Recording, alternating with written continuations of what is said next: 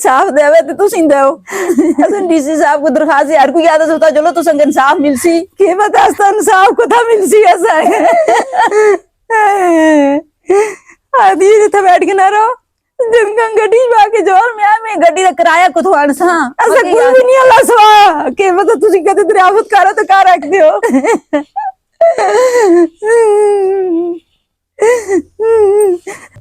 अस्सलाम वालेकुम जी मेरे ज्यादती हो रही है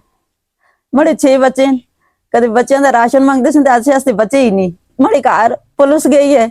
आ तू जुला सनाल थाने में जुल के कार अंगूठा ला के दे थाने में जुल रहे बस 5 मिनटों में वापस आ गए सी मैं ना गया कि थाने में मैं अपनी शर्मा दी मारी ना गई मैं हमारे मैं दादा गल्ला 100 गल्ला लाई थी और मैं ना जल्दी थाने उधरों फिर मैं अपनी भैन कॉल की है उन्हें फिर पुलिस वाले उधरों मनशहरे को फोन किया उन्होंने दसिया रहा ना जी ना पुलिस ना जुलसी मैं दरवाजे बाहर ताल ला के अंदर बैठ के काम करती रही हूँ मैं रोज मारा बुआ ना ठुकाओ ना मंदी गल लगती है माले आलिया है केस जिलों में नेता ना तो दरवाजे तक पुलिस आंदी है पुलिस मक धमकी देंदी आ अंगूठा ला के दे रहे उधर बिचारते दी धमकी है अंगूठा ला के दे सी तो माला जो की फसल कपसी न तो किसी पौ भी ना चाना देंदे नीला भी ना करना देंदे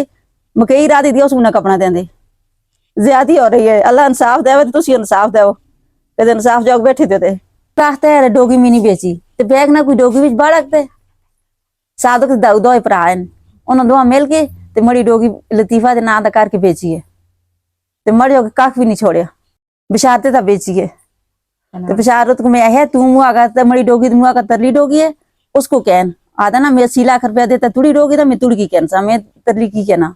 बिस्का साथ का कोलो कहन ए मड़े बच्चे दी खलीर है मड़े बच्चे को था गिल सुन उसा जिथा गिल दिन पई जलोन कि डोगी में चाह के दे बस अपने चाह थो फुआग भी चाह नीला भी ना करी सिलटे शिलटे भी कुछ ना कटी है रे थोड़ा ऐसा तलावा दावा ही नहीं डोगी भी तला पैर ना भाई अल्लाह जी इंसाफ देवे तो तुसी देओ असन डीसी साहब को दरखास्त यार को याद होता चलो तो संग इंसाफ मिलसी के बता इंसाफ को था मिलसी ऐसा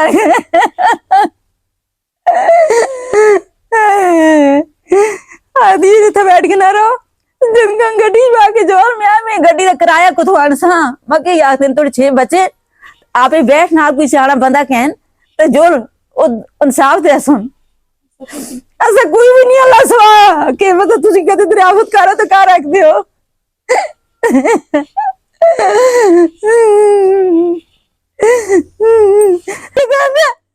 मैंने झुके राती तारे पानी की पहनीगा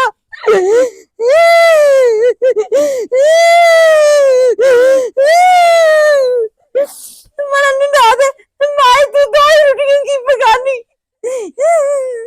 ना दिया बचरा नाम योसी तो लाई जाके कह रही सी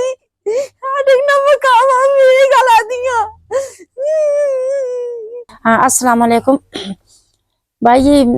असं दरखास्त को लेके आए कि असं दी जमीन असी 7 पैना और असं दा वालिद साहब और असं दा तायल अब्दुल लतीफ नामुस्त ये दोनों भाई शरीक है सी और उन्होंने बोला कि सारी जमीन अब्दुल लतीफ दी है असा 5 कनाल जमीन असा सैल कर छोड़े 5 कनाल खाना काश बिच है वो जमीन असा दी गुम हो दियो पटवारियों को इसी बार बार आते हैं हाँ पटवारी काशिफ है उस है मैं तो संग ना मिल सकता किसी और को पता करा ले काशिफ ने बोला मैंने 5 लाख रुपया का यह जमीन का आगे पीछा करना था ये बच्चे जड़े ये 40 बच्चे हैं जिन्हें होते असा जमीन छोड़ी है और असा 7 पैना दसा असि अपने ऐसा न छोड़ सकते असि अपने ऐसा खुद कैंसा और अस्ते ताए दा बेटा जड़ा उसका साथ उगना फिर जिस बंदे जंगल कटे 80 बूटा कटे 80 बूटा और 1.5 लाख दा बिके फिर वो बंदा असा उसको जिस कटे वो बंदा असा बुलाया पूछे उस आहे तो उसकी जमीन नहीं है ये अब्दुल लतीफ दी जमीन है उस बंदे आहे उठ न थोड़ा गाटा निकलूं कर सक पाड़ी ना ये बच्ची गई है उस आहे इतना जमीन पे ना बेटी में थोड़ा गाटा कट सा इस बच्चे है असी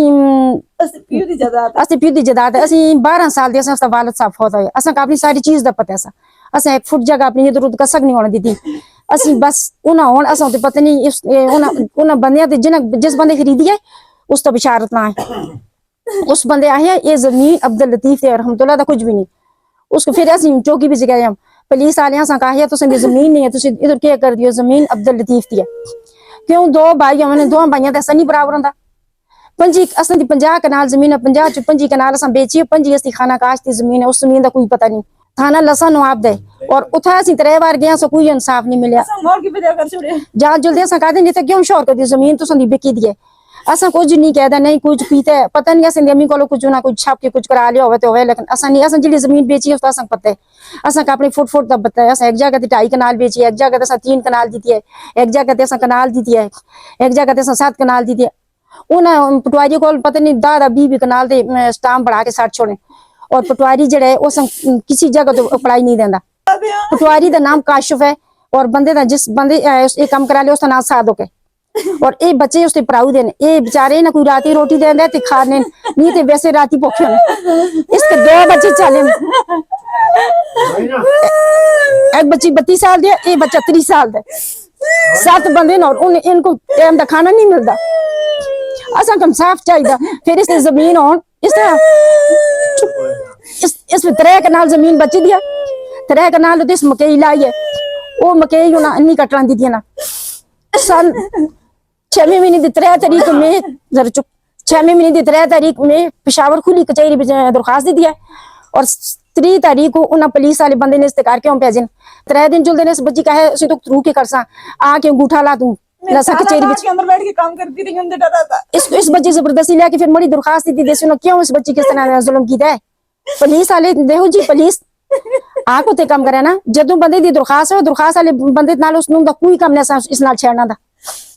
मड़ी दरखास्त अज 3 दिहाड़ा होया, 3 दिहाड़े उन्हें उसने पुलिस वाले 3 दिहाड़े क्यों गए। फिर उन्हें इस पक्के दा फसल उन्हें काट के खड़िया, किसी बच्चे ने उस बंदे है उसने दा नाम बशारत, उस आहे मेज 80 लाख रुपया कह दे जमीन दा, और इन्हें बच्चों को कुछ भी नहीं रहता, और कोई बंदा भी निकलते दा कि असि बस औरतें ही असि 7 भैणा, असां वालिद साहब आज 35 साल हो गया, और वाल दादा सन 2019 विच फोत हुई है, 7वां साल उसकी उम्मीद है। तो और असा भैणा ऐसा है, असा कोई इंसाफ किसी जगह तो नहीं मिलता, किसी कचहरी तो नहीं मिलता, किसी अदालत च नहीं मिलता। पेशावर असा दरखास्त दी ते नहीं मिलिया, असा RPO तो बात दी थी है, उतो असा कोई नहीं मिलिया। इतना इस DPO ते असा पहले दी थी, असा कोई नहीं मिलिया। असा DC दी थी, असा कोई नहीं मिलिया। असा ने दरखास्त जल्दी दरखास्त वापस कर देते हैं, तुम जाओ जमीन देने, बस जमीन का फिर मुड़ के असा पुछता भी कोई नहीं, जमीन भी पैर नहीं बाड़ा देंगे। अब्दुल लतीफ और रहमतुल्लाह दोनों भाई थे, क्यों है कि जमीन किधर गई दूसरी की है।